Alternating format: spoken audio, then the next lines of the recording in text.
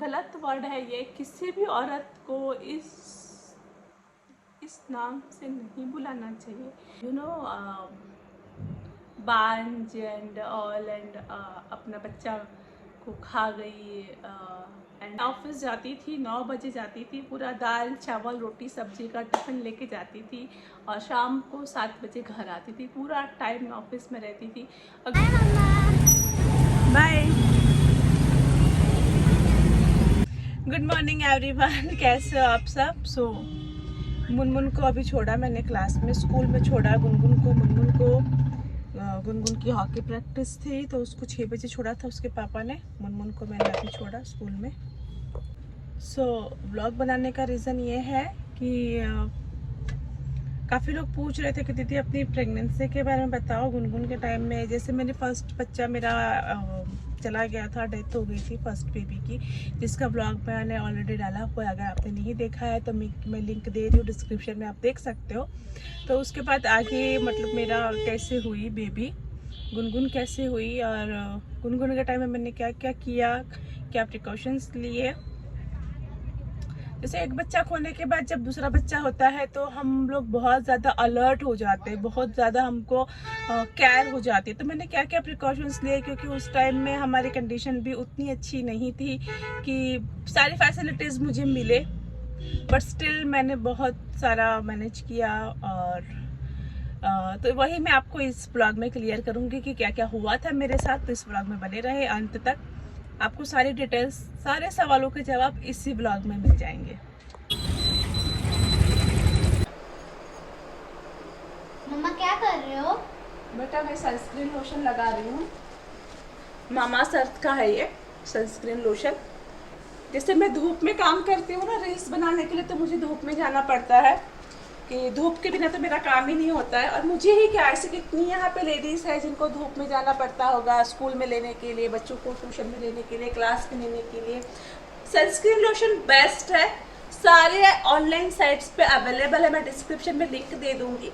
इतना ही नहीं, मामास अर्थ एक बहुत ही अच्छी कंपनी है, जेन्युइन कंपनी है, काफ़ी फेमस है, बहुत लोग इनके प्रोडक्ट यूज़ कर भी चुके होंगे, कर भी रहे होंगे।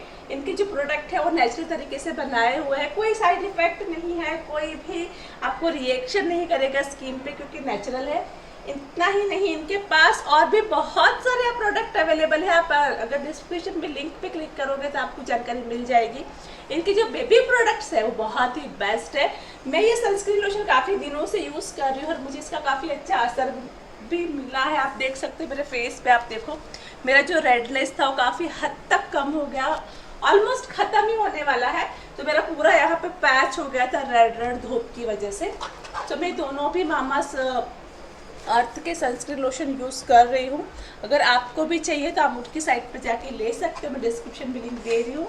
मैंने ये 2 सनस्क्रीन लोशन मंगवाए थे, आपको चाहिए आप भी बाय कर सकते हो, काफ़ी बेस्ट रिजल्ट रहा है इसका। तैयार हो जा टिंकू, जाना है ना कराटे क्लास। हाँ? कराटे क्लास जा रहे, चलो तैयार हो जा। दीदी को बोलो तैयार हो। दीदी कपड़े पहन लो बेटा, चलो कराटे क्लास जाएंगे। मेरा और छोटी दीदी कहाँ गई? Hello everyone, welcome back to my channel. देखिए डेली लाइफ तो चलती रहती है, रोज़ के क्लासेस, रोज़ का काम, कुकिंग एंड ऑल, ये इसको स्टॉप नहीं कर सकते, ये चलते रहता है। बट इस ब्लॉग को कंप्लीट करना ज़रूरी था, क्योंकि मैंने बीच में बहुत सारे ब्लॉग्स डाल दिए, जैसे कि हम लोग महाबलेश्वर गए थे, वहाँ के कुछ ब्लॉग्स मैंने डाल दिए। तो काफ़ी लोगों के डीएम आ रहे थे, दीदी आपने अपना स्टोरी कंप्लीट नहीं किया, आगे का स्टोरी आपने नहीं बताया। क्योंकि बहुत लोग मोटिवेटेड हुए थे मेरे ब्लॉग से, बहुत लोगों को मोटिवेशन मिला था और उन्होंने मुझे कहा भी था कि दीदी हम लोग बहुत एक मिनट, मेरा ट्राइपॉड ना एवरी टाइम पता नहीं वाई ये टेढ़ा हो जाता है, अब सही है। तो मुझे बहुत लोगों ने कहा भी था कि बहुत ज़्यादा मोटिवेशन मिलता है हमको आपके ब्लॉग से। तो मैंने सोचा कि चलो अभी इस ब्लॉग को मैं कंप्लीट कर लेती हूँ। गुनगुन का बर्थ, अभी गुनगुन का बर्थडे आ रहा है, 26 अप्रैल को उसका बर्थडे है, इसी महीने की, और उसको 12 साल कंप्लीट हो जाएंगे। तो ये जो ब्लॉग है, ये जो मैं कहानी बता रही हूँ वो ऑलमोस्ट 12 साल पुरानी है। जैसे कि मैंने बताया था कि मैंने मेरा फर्स्ट चाइल्ड को मेरा नहीं रहा था, डेथ हो गया था मेरा जो फर्स्ट बच्चा था। और कोइंसिडेंसली वो हनुमान जयंती के दिन ही उसकी डेथ हुई थी, और कल ही हनुमान जयंती थी, आप सबको पता ही होगा, कल ही था हनुमान जयंती। एंड कल बनाने वाली थी बट हिम्मत नहीं हुई कल बनाने के लिए, क्योंकि पूरा वो सब मुझे रिपीट हो रहा था, मेरी आंखों के सामने आ रहा था कि कितने बजे क्या हुआ था, सब कुछ मैंने रिवाइंड हुआ कल मुझे, बट तो मैंने कल नहीं किया और मैं आज करने बैठी, मैंने ब्रेक ले लिया एक दिन का, और आज ये व्लॉग मैं कंप्लीट करने बैठी हूँ। सो हनुमान जयंती के दिन ही मेरा जो बेटा था वो चला गया इस दुनिया से, उसका डेथ हो गया था, फर्स्ट चाइल्ड मेरा। उसके बाद ऑलमोस्ट 3-4 महीने के बाद मैंने कंसीव किया था जो मेरी बेटी है गुनगुन। तो इन 3-4 महीनों में मैंने काफ़ी डिप्रेशन में मैं चली गई थी। जैसे कि बच्चा का डेथ होता है तो हर मदर चली जाती है डिप्रेशन में, कोई नई माँ नहीं हो, सभी लोग डिप्रेशन में चली जाती है। एंड बहुत सारे मैंने ताने भी सुने कि बांझ एंड ऑल, एंड अपना बच्चा को खा गई एंड ऑल। सोसाइटी की औरतें, आस पड़ोस की औरतें, एंड जहाँ पर हम रहते थे वहाँ की लेडीज़ अपने बेबीज़ को हाइड करते थे। जैसे कि अगर मैं रास्ते से क्रॉस हो रही तो बेबीज़ को हाइड करते थे कि इसकी नज़र ना पड़े, जो थिंकिंग होती है हमारी सोसाइटी की, बेबीज़ को हाइड करना, शी इज़ बांझ, वो अपना बच्चा खा गई, इस तरह के बहुत सारे मैंने ताने सुने। बट मेरा जो बैक सपोर्ट था, जो मेरा सबसे स्ट्रॉन्ग सपोर्ट था, मैंने पिछले ब्लॉग में भी बताया था, मैं अभी भी रिपीट कर रही हूँ, वो थी मेरी सासू माँ। उन्होंने मुझे बहुत सपोर्ट किया फ्रॉम डे वन। जब से मेरी शादी हुई तब से उनका मुझे पूरा सपोर्ट रहा, पूरा 100% उन्होंने मुझे सपोर्ट किया है, आज भी करती है। और जो मेरा ये सबसे बुरा समय था उसमें भी वही मेरे साथ खड़ी थी उस समय भी। मैंने उस दरमियान जॉब ज्वाइन किया अपना माइंड डाइवर्ट करने के लिए कि चलो दिमाग कहीं, मेरे पति ने कहा कि कहीं जॉब भी करो, कुछ दिमाग तुम्हारा डाइवर्ट हो। तो मैंने एक बैंक में जॉब किया, मेरे सब बोला भी नहीं जाए but I have to speak. मैंने एक जॉब ज्वाइन किया एक बैंक में। सो उसके बाद ना तकरीबन 3-4 महीने के बाद मेरा प्रेगनेंसी रहा था। सो उस दरमियान मेरे पति ने भी ऑफिस स्टार्ट कर दिया था, हमारा आशा ग्रुप नाम से, आशा सॉल्यूशन नाम से स्टार्ट किया था, यही पिंपरी में ही, जिसको मैं ही हैंडल करती थी। और मेरे हस्बैंड का पार्ट टाइम काम था ट्यूशन्स एंड ऑल, तो वो वहाँ पर भी करते थे, उनका MBA का भी चल रहा था उस दरमियान, तो उनका वहाँ पर भी ध्यान था। तो जो हमने ऑफिस स्टार्ट किया था आशा सॉल्यूशन, वो पूरा का पूरा मैं ही हैंडल करती थी फ्रॉम डे वन। जैसे गुनगुन की प्रेगनेंसी रही ना तो मुझे ज़्यादा मतलब वॉमिटिंग एंड ऑल नहीं होता था। जैसे फर्स्ट मेरा प्रेगनेंसी था तो मुझे पूरा टाइम वॉमिट होता था, पूरा टाइम चक्कर आना, पूरा टाइम वॉमिट होना, ये सब होता था। बट सेकंड प्रेगनेंसी में मुझे ये सब नहीं हुआ। एवरी टाइम सिम्टम्स अलग होते हैं प्रेगनेंसी के, एवरी चाइल्ड के सिम्टम्स अलग होते हैं। सो पूरा मैंने, जो मेरा ऑफिस है, मैं मतलब मेरे घर से तकरीबन अगर पैदल जाऊँ तो 10 मिनट का रास्ता था। अम्बेडकर चौक पे मैं रहती थी पिंपरी के, और कमला क्रॉस में हमारा ऑफिस था। अगर कोई पिंपरी पुणे का रहने वाला होगा तो उनको पता होगा। सो मैं करती थी रोज़ का मेरा हफ्ता, मैं टिफ़िन लेके जाती थी रोज़ सुबह। कभी मैं टिफ़िन बनाती, कभी मेरी सासू माँ बनाती, कभी मेरी जो ननंद है कंचन, वो मुझे ऑफिस में टिफ़िन पहुँचाती थी। इस तरह से हमारा काम चलता था, हम सब लोग मिल के काम करते थे उस समय भी। मतलब मैंने कहा ना, मेरे ससुराल वालों का बहुत ज़्यादा मेरे को सपोर्ट रहा है फ्रॉम डे वन, बहुत ज़्यादा सपोर्ट रहा है उनका। सो हम ऐसे ही काम करते थे। मतलब इसी तरह से मेरी जो प्रेगनेंसी थी वो हेल्दी प्रेगनेंसी जा रही थी, कोई दिक्कत नहीं आ रही थी गुनगुन के टाइम में, क्योंकि मैं एक्स्ट्रा प्रिकॉशंस ले रही थी कि मुझे जो मैंने पिछली बार गलतियाँ करी वो मुझे इस बार नहीं करनी है। मुझे बहुत ज़्यादा प्रिकॉशंस लेने हैं, मुझे बहुत ज़्यादा अलर्ट रहना है। मैं बहुत ज़्यादा अलर्ट रहती थी गुनगुन के टाइम में, और मैं गुनगुन के टाइम में पूरा वर्क मतलब पूरा मैंने 9 महीने काम किया है, 9 महीने। इनफैक्ट छठे महीने में तो मैं स्वारगेट जाती थी। छठा महीना आधा हो गया, 7वां महीना का आधा, मतलब 8वां शुरू होने तक मैं स्वारगेट जाती थी। इसका शेयर मार्केट का ट्रेनिंग देने के लिए जाती थी, जो ऑनलाइन ट्रेनिंग होता है डीमेट अकाउंट का, उसका ट्रेनिंग देने के लिए मैं स्वारगेट जाती थी, वो भी सरकारी बस पे, क्योंकि हमारे पास उस समय कार नहीं थी और ना मुझे चलानी आती थी बाइक। मुझे उस समय ना बाइक चलाने आती थी, ना कार आती थी। इनफैक्ट मैंने तो कभी साइकिल भी नहीं चलाई अपनी ज़िंदगी में। तो हम सरकारी बस से हम ट्रैवल करते थे, मैं सरकारी बस से जाती थी। मेरे पास लॉ स्टूडेंट का आईडी कार्ड था ना, तो मैंने 450 रुपये में पास निकाला था, जो all over Pune all route जाता था। तो बस मैं उसी से ट्रैवल करती थी, स्टूडेंट पास से। और पूरा मतलब 8वें महीने में भी मैंने स्वारगेट, देखो पिंपरी से मेरे ख्याल से 30-40 किलोमीटर दूर होगा, क्योंकि 1 घंटा लग जाता है बस, सरकारी बस से जाते जाते 1-1.5 घंटा लगता है। 8वें महीने में मैंने इतना ट्रैवल किया है मेरे बेबी के साथ, पर टच वुड भगवान की दया से सब कुछ सही था।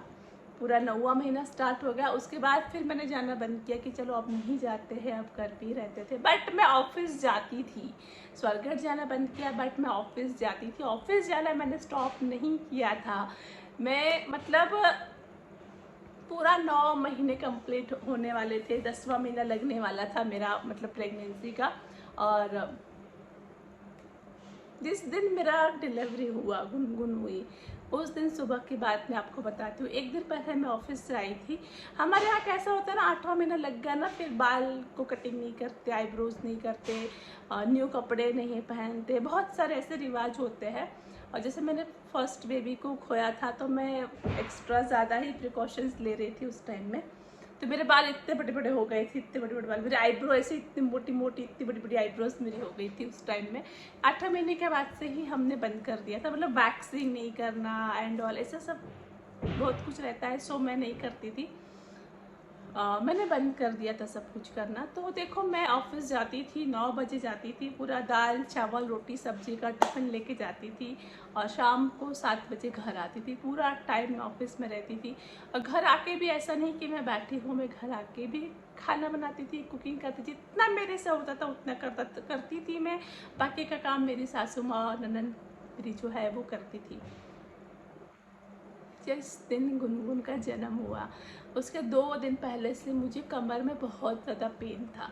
और मैंने पूरा 7वें महीने के बाद से ना, मैंने बेबी के मूवमेंट्स पे बहुत ज़्यादा ध्यान दिया था कि मूवमेंट्स उसके कम ना हो, मूवमेंट्स कम ना हो। एवरी टाइम मैं मूवमेंट्स पे ध्यान देती थी।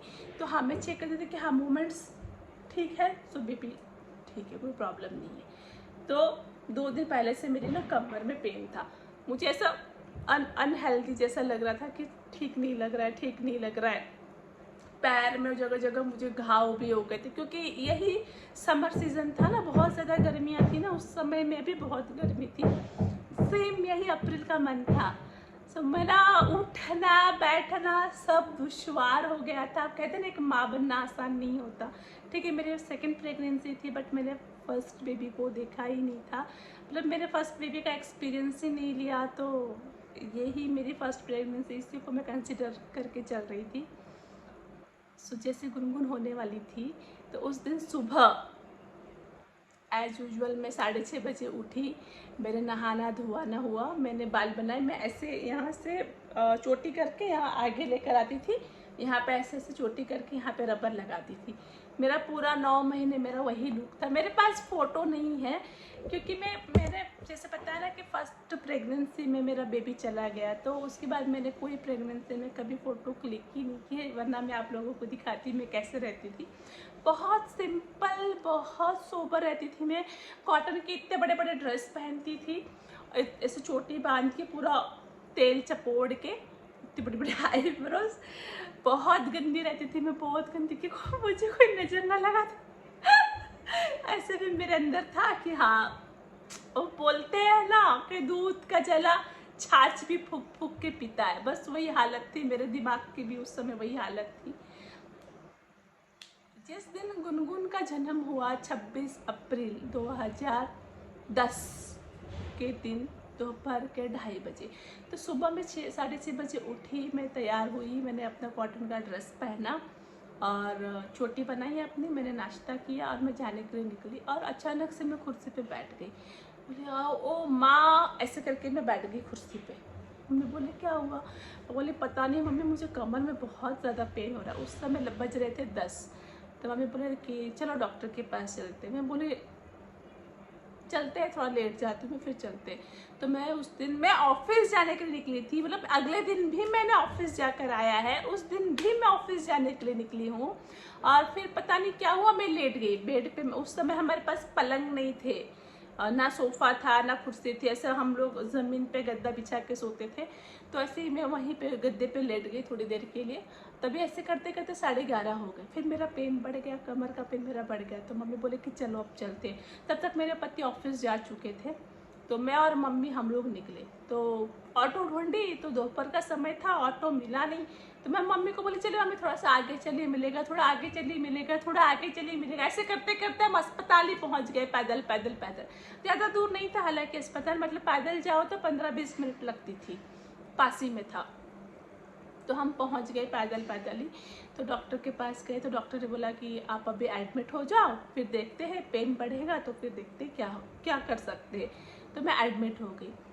तकरीबन मैं 12 बजे के करीब एडमिट हुई, ठीक है।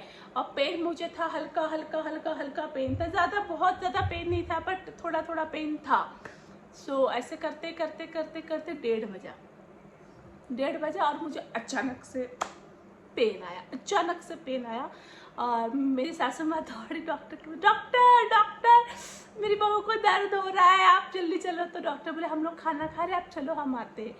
तब तक तो मतलब मेरा पूरा टाइम ख़त्म हो चुका था और पूरा बीबी को आने का टाइम हो गया था। मेरी सासू माँ इधर भाग रही, कभी उधर भाग रही, कभी इस डॉक्टर को बुला रही, कभी उस डॉक्टर को बुला रही, जल्दी चलो जल्दी चलो, मेरी बहू को पेन हो रहा है, मेरी बहू को पेन हो रहा है। और मम्मी मेरे साथ पूरा टाइम थी, मेरी सासू माँ जो है वो पूरा टाइम मेरे साथ थी। उसके बाद फिर ले गए लेबर रूम में और फिर गुनगुन आ गई, 2:30 में आ गई गुनगुन। बहुत ज़्यादा मुझे पेन, जैसे मैंने फर्स्ट प्रेगनेंसी में जो मैंने पेन को फेस किया उस हिसाब से ये पेन बहुत मुझे कम लगा। मेरी फर्स्ट प्रेगनेंसी के कंपैरिजन में ये पेन मुझे कम लगा। जैसे गुनगुन आई, ओह माय गॉड, मैंने फोटो क्लिक करके फेसबुक पे डाला कि फाइनली मैं माँ बन चुकी हूँ, मैं माँ बन गई हूँ। क्योंकि बहुत लोगों ने मुझे बांझ कहा था। सो मुझे बहुत ज़्यादा खुशी हुई जब मैंने गुनगुन को देखा कि ना ना, नाउ आई एम नॉट बांझ। अब एटलीस्ट कोई मुझे ये वर्ड तो नहीं बोलेगा। बहुत गलत वर्ड है ये, किसी भी औरत को इस नाम से नहीं बुलाना चाहिए। किसी भी औरत को ना इस नाम से नहीं बुलाना चाहिए, बहुत दर्द होता है, ये नाम बहुत गंदा है। औरत को बहुत दर्द होता है इस नाम से। जिसने इस नाम को फेस किया है शायद वही समझ सकता है। उसके बाद क्या था, मेरी सासू माँ तो ये नाच रही, मैं दादी बन गई, मैं दादी बन गई। और वहाँ मेरे तब तक मेरे पति भी आ चुके थे अस्पताल, उनको फ़ोन करके बुला लिया गया था।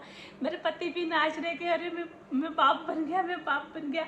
और फिर मेरे जो फादर इन लॉ तब मेरे हमारे साथी थे ना, वो भी मेरे ससुर जी, उन्होंने बोला कि इसका नाम गुनगुन होगा, और उन्होंने उसका नाम गुनगुन रखा, हमने पंक्ति रखा।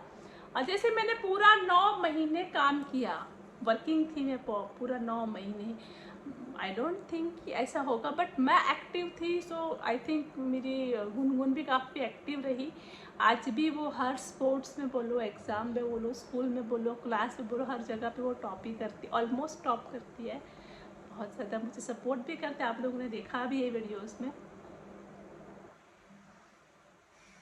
यही मेरी कहानी है गुनगुन के टाइम की, जो मैंने आप लोगों को बताई, लोगों को सुनानी थी तो मैंने सुनाई। आई होप आप लोगों को समझ में आया होगा। कभी किसी को ना दुख मत देना यार, अगर किसी औरत को बच्चा नहीं हो रहा है उसको अपशब्द मत बोलना, बहुत हार्ड होता है। और कभी भी होप मत छोड़ना, ईश्वर देता है, जब भी देता है तो छप्पड़ फाड़ के देता है। सो बहुत बहुत धन्यवाद मेरी बातें सुनने के लिए, समझने के लिए। Thank you so much.